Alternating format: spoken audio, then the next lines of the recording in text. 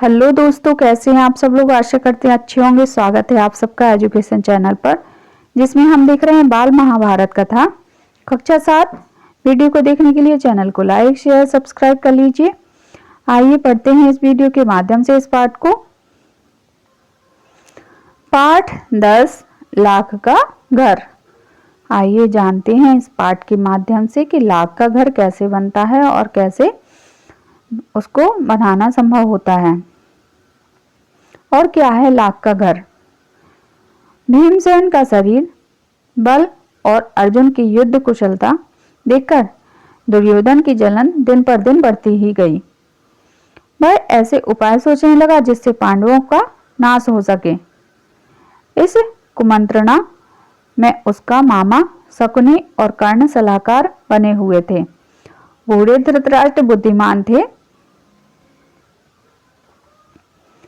अपने भतीजे से उनको स्नेह भी काफी था, परंतु अपने पुत्रों से उनका मोह भी अधिक था। दृढ़ निश्चय की उनमें कमी थी, पर वह किसी बात पर वह स्थिर नहीं रह सकते थे। अपने बेटे पर अंकुश रखने की शक्ति उनमें नहीं थी।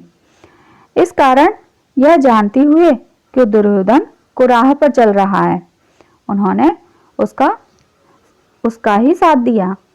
तो जो दुर्योधन था, दुर्योधन शुरू से ही पांडवों से जलता था और जलन की भावना से वह हमेशा बदला लेने की सोचता था, हमेशा पांडवों को मारने की सोचता था। और जो धृतराष्ट्र थे, धृतराष्ट्र दुर्योधन के पिता थे, तो पिता होने के कारण वह दुर्योधन का हमेशा पक्ष लेते थे और गलत काम होने पर भी वह दुर्योधन को किसी भी सख्त या कोई भी सख्त उसको दंड नहीं दे पाते थे, उसका हमेशा साथ देते थे और नहीं भी देना चाहते थे तो भी उनको देना पड़ता था। इधर पांडवों की लोकप्रियता दिनों दिन बढ़ती जा रही थी। चौराहों और सभा समाजों में लोग कहते थे कि राजगद्दी पर बैठने के योग तो युधिष्ठिर ही हैं। वे कहते थे धृतराष्ट्र तो जन्म के अंधे थे, इस कारण उनके छोटे भाई पांडु ही सिंहासन पर बैठे। उनकी अकाल मृत्यु हो जाने पर पांडवों के बालक होने के कारण कुछ समय के लिए धृतराष्ट्र ने राजकाज संभाला था। अब युधिष्ठिर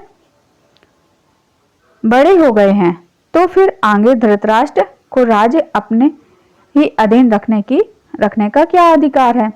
तो लोगों में उनकी लोकप्रियता पांडवों की बढ़ती जा रही थी और पांडवों को सभी लोग चाहने लगे थे कि पांडव ही राज्य संभाले, पांडव ही आगे इस राज्य को आगे ले जाएं। पितामह भीष्म का तो कर्तव्य है कि वह धृतराष्ट्र से राज्य का भार युधिष्ठिर को दिला दें। युधिष्ठिर भी सारी प्रजा के साथ न्यायपूर्वक व्यवहार कर सकेंगे। ज्यों-ज्यों पांडवों की यह लोकप्रियता दिखाई देती थी, ईर्ष्या से वह और भी अधिक कुढ़ने लगता था। तो बाहर भी पांडवों की लोकप्रियता और अंदर भी पांडवों की लोकप्रियता, तो इसके कारण दुर्योधन को क्या है और भी जलन का भाव पैदा हो जाता। एक दिन धृतराष्ट्र को अकेले में पाकर दुर्योधन बोला, पिताजी, पूर्ववासी तरह तरह की बातें करती हैं। जन्म से दिखाई न देने के कारण आप बड़े होते हुए भी राज्य से वंचित ही रह गए। राजसत्ता आपके छोटे भाई के हाथ में ही चली गई। अब यदि युधिष्ठिर को राजा बना दिया जाएगा तो फिर पीढ़ियों तक हम राज्य की आशा नहीं कर सकेंगे। पिताजी, हमसे तो यह अपमान न सहा जाएगा। तो देखिए दुर्योधन कैसी अपमानजनक बातें करता है पिता के सामने। तो धृतराष्ट्र देखिए क्या कहते हैं। यह सुनकर राजा धृतराष्ट्र सोच में पड़ गए। बोले, बेटा, तुम्हारा कहना ठीक है, लेकिन युधिष्ठिर के विरुद्ध कुछ कहना करना भी तो कठिन है। युधिष्ठिर धर्मानुसार चलता है, सबसे समान स्नेह करता है, अपने पिता के समान ही गुणवान है। इस कारण प्रजाजन भी उसे बहुत चाहते हैं।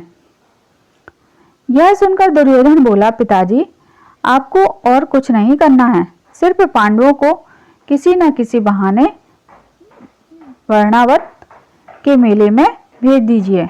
मैं आपको विश्वास दिलाता हूं कि इतने सी बात से हमारा कुछ भी बिगाड़ नहीं होगा। तो पिताजी से दुर्योधन क्या कहता है कि आप पांडवों को सिर्फ मेले में भेज दीजिए, बाकी का काम मैं देख लूंगा। इसी बीच अपने पिता पर और अधिक दबाव डालने के इरादे से दुर्योधन ने कुछ कूटनीतिज्ञों को अपने पक्ष में मिला लिया। वे बारी बारी से धृतराष्ट्र के पास जाकर पांडवों के विरुद्ध उन्हें उकसाने लगे। इनमें कर्णिक नाम का एक ब्राह्मण मुख्य था, जो शकुनी का मंत्री था। उसने धृतराष्ट्र को राजनीतिक चालों का भेद बताते हुए अनेक उदाहरणों एवं प्रमाणों से अपनी दलीलों की पुष्टि की। अंत में बोला, राजन, जो ऐश्वर्यवान है वही संसार में श्रेष्ठ माना जाता है। यह बात ठीक है कि पांडव आपके भतीजे हैं, परंतु वे बड़े शक्ति संपन्न भी हैं। इस कारण अभी से चौकन्ने हो जाइए। आप पांडु पुत्रों से अपनी रक्षा कर लीजिए, वरना पीछे पछताइएगा। तो देखिए, अब जो है धृतराष्ट्र को जो भी शिक्षा देने वाले हैं वह सब गलत शिक्षा देने वाले हैं। तो देखिए धृतराष्ट्र आगे क्या करते हैं। कर्णिक की बातों पर धृतराष्ट्र विचार कर रहे थे कि दुर्योधन ने आकर कहा, पिताजी, आप अगर किसी तरह पांडवों को समझाकर वर्णावत भेज दें तो नगर और राज्य पर हमारा शासन पक्का हो जाएगा। फिर पांडव बड़ी खुशी से लौट सकते हैं और हमें उनसे कोई खतरा भी नहीं रहेगा। तो यहाँ कर्णिक भी बहुत कुछ समझाते हैं धृतराष्ट्र को। दुर्योधन और उसके साथी धृतराष्ट्र को रात दिन इसी तरह पांडवों के विरुद्ध कुछ ना कुछ कहते सुनाते रहते और उन पर अपना दबाव डालते रहते थे। आखिरकार धृतराष्ट्र कमजोर पड़ गए और उनको लाचार होकर अपने बेटे की सलाह माननी पड़ी। दुर्योधन के पृष्ठपोषकों ने तो देखिए कैसे उनके कान भरे जाते हैं, उनसे बोला जाता है कि आपको ऐसा ही करना पड़ेगा, और धृतराष्ट्र भी लाचार होकर उनकी सारी बातें मानने को मजबूर हो जाते हैं। वारणावत की सुंदरता और खूबियों के बारे में पांडवों को बहुत ललचाया। कहा कि वारणावत में एक भारी मेला होने वाला है, जिसकी शोभा देखते ही बनेगी। उनकी बातें सुनकर खुद पांडवों को भी वारणावत जाने की उत्सुकता हुई। यहाँ तक कि उन्होंने स्वयं आकर धृतराष्ट्र से कहा, वहां जाने की अनुमति मांगी। तो धृतराष्ट्र बड़े थे, धृतराष्ट्र से ही पूछकर सारे काम किए जाते थे, इसलिए वारणावत जाने के लिए पांडवों ने अनुमति मांगी। धृतराष्ट्र की अनुमति पाकर पांडव बड़े खुश हुए और भीम आदि से विदा लेकर माता कुंती के साथ वारणावत के लिए रवाना हो गए। अब देखिए दुर्योधन की यहाँ पूरी चाल सफल होती नजर आ रही है।